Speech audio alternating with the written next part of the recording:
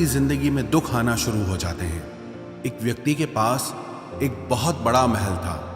उसने जिंदगी भर की सारी संपत्ति लगाकर उस महल को बनाया था। आसपास के शहरों के कई लोग उसके महल को देखने आते थे। कई बड़े बड़े सेठ उसके महल को खरीदने की कोशिश करते थे, पर वो महल उसका अहंकार था, उसकी जीने की वजह था। उसका उस महल में बहुत मोह था। एक दिन उसके महल में आग लग गई और वो कहीं बाजार गया हुआ था। जब वो घर लौट कर आया तो उसने देखा कि मेरा महल आग में जल रहा है। अपने घर को आग में जलता हुआ देखकर उसे इतना दुख हुआ। उसने कहा, अगर ये महल नहीं रहेगा तो मैं भी जिंदा नहीं रहूंगा। अगर मेरा महल ही जल रहा है तो मैं जी के क्या करूंगा।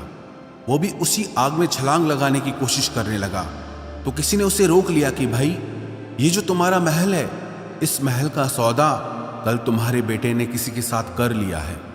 जब उसे पता चला कि ये महल अब मेरा नहीं रहा, किसी और का हो चुका है, तो उसकी सारी चिंता खत्म हो गई। जैसे और लोग उस जलते हुए महल को देखकर तमाशा देख रहे थे, वैसे ये भी खड़ा हो गया। इतनी ही देर में उसका बेटा आया। वो अपने बेटे को देखकर बहुत प्रसन्न हुआ। उसे आशीर्वाद देने लगा कि तेरे जैसा बेटा तो बहुत भाग्यों से मिलता है। तूने तो मेरी जिंदगी बचा ली। आज इस घर में आग लगी है और तूने कल ही इसका सौदा कर दिया।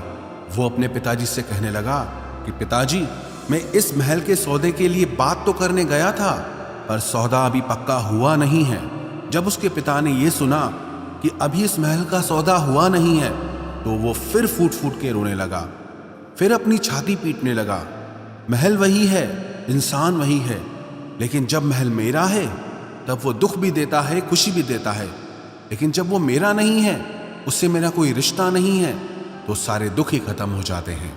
ऐसे ही जिंदगी में जब किसी जगह को, किसी इंसान को, किसी रिश्ते को, किसी काम को हम अपना मान लेते हैं, मेरा मान लेते हैं, तो वहीं से ही सारे दुखों की शुरुआत होती है, वहीं से हर तकलीफ की शुरुआत होती है।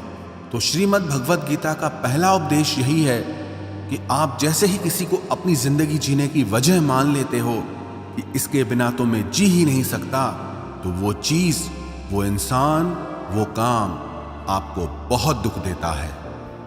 गीता का दूसरा उपदेश ये है